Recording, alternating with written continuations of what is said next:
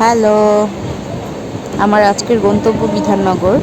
আর তাই জন্য কিন্তু আমি সকাল সকাল বেরিয়েও পড়েছি। 8:14 ট্রেনটা ধরে ফেলেছি। আজকে ট্রেনটা একটু লেট ছিল বলেই পেয়েছি, না হলে পেতাম না। পরবর্তী ট্রেনে যেতে হতো। এখান থেকে যাব শিয়ালদা। শিয়ালদা থেকে যে কোনো ট্রেনেই পরে স্টেশন বিধাননগরে নেমে যাব। আর আমি একা একা ট্রেন জার্নি আগেও করেছি। আসলে আমার ইন্ডিয়ার ট্রেন জার্নিটা ভীষণ ভালো লাগে। সেই মতো আজকে দেখলাম একটু অন্যরকম লাগছিল চারপাশটা, কারণ আগে স্টেশনগুলো সবসময় অনেক দোকানপাট বেষ্টিত, অনেক লোকজন সহ দেখেছি এই সন্তোষপুর, বালিগঞ্জ। আজকে আবার একটু ফাঁকা ফাঁকা দেখছিলাম, আসলে দোকানপাটগুলো ছিল না। তাই জন্য হয়তো যাত্রীদের কিছুটা সুবিধাও হয়েছে, আবার অসুবিধাও হয়েছে। এই যে আমি শিয়ালদা স্টেশনে অলরেডি নেমে গেছি। এখানেও অনেক দোকানপাট থাকতো আগে, এখন অনেকটা ফাঁকা ফাঁকা। আর ভেতরটা তো আরও পরিষ্কার হয়ে গেছে। শিয়ালদার চেহারাটা অনেকটা পরিবর্তন হয়েছে লাস্ট টাইম যেরকম দেখেছিলাম। এখন আমাকে উত্তর দিকে গিয়ে একটা ট্রেন ধরতে হবে, তাই জন্য হেঁটেই যেতে হবে। আমার হাতে টাইম ছিল যে আমি হাসনাবাদ লোকালে করে বিধাননগর পৌঁছে গেলাম। এর আগে কখনো হাসনাবাদ লোকালে আমি উঠিনি, প্রথম। আসলে বিধাননগর এসেছিলাম এক দিদির সঙ্গে দেখা করতে। ওনার সঙ্গে আমার একটু দেখা করাটা দরকার ছিল।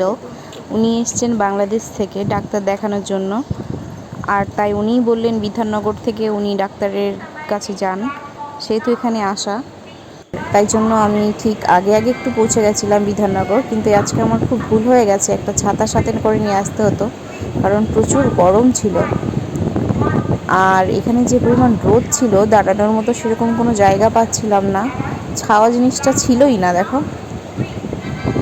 এখানে বারবার মাইকে অ্যানাউন্স করছিল 3 নম্বর প্ল্যাটফর্ম, 3 নম্বর প্ল্যাটফর্ম, কিন্তু আমি অনেক খুঁজলাম, 3 নম্বর প্ল্যাটফর্মটা পেলাম না।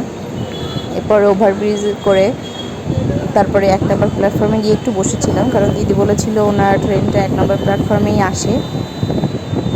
ট্রেনের নিচে দিয়ে যাওয়া আসা দেখছিলাম, ভালোই লাগছিল। এর আগে যতবারই বিধাননগর স্টেশন পার করেছি ট্রেনের ভেতরে ছিলাম, এই প্রথম বিধাননগর স্টেশনে নামলাম।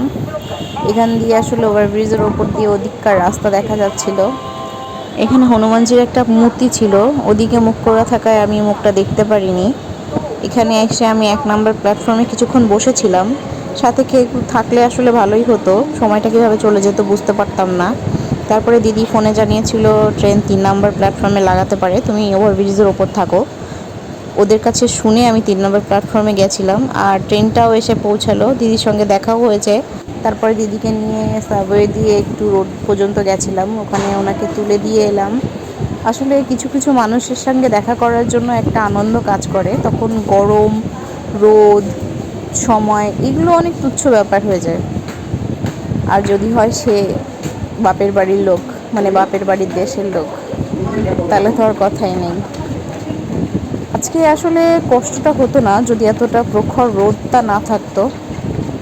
আর তার মধ্যে আজকে একাদশী ছিল, একটু কষ্ট হয়ে গেছে, কারণ আমি সকালবেলা থেকে জলও খেতে পারিনি। তারপর ট্রেনটা এলো আর আমি শিয়ালদার দিকে রওনা দিলাম। ভিড় ছিল কি পরিমাণ দেখেই নাও, প্রচুর ভিড় ছিল। যদিও আমি একটা স্টেশন যাব সেজন্য আর কোথাও বসিনি, ওখানে দাঁড়িয়েছিলাম। প্রত্যেকটা মানুষ কত ব্যস্ত না, সবাই সবার কাজের দিকে রওনা দিচ্ছে। আর তারপরে শিয়ালদা এসে তো আর এক ভুল হয়ে গেছে। আমাদের ওই যে ট্রেনটাতে শিয়ালদা এলাম, ওই ট্রেনটাতে অনেকটা টাইম লাগিয়ে দিয়েছে। আসলে 10:47 এসে ট্রেনটা দাঁড়ালো, আর এদিককার বজবজের ট্রেন ছিল 10:85। অনেকটা রাস্তা, যেটা কিনা আমি দৌড়ে দৌড়ে এলাম। এসে আমি 18 নম্বর জায়গায় 19 নম্বর প্ল্যাটফর্মে লক্ষ্মীকান্তপুরের ট্রেনে উঠে গেছি। ভাগ্যিস আমি ওই হকারটাকে জিজ্ঞাসা করেছিলাম, দাদা এটা কি বজবজের ট্রেন? তো উনি আমাকে বললেন না না, লক্ষ্মীকান্তপুরের ট্রেন। তখন কিন্তু অলরেডি 10:50 বেজে গেছে।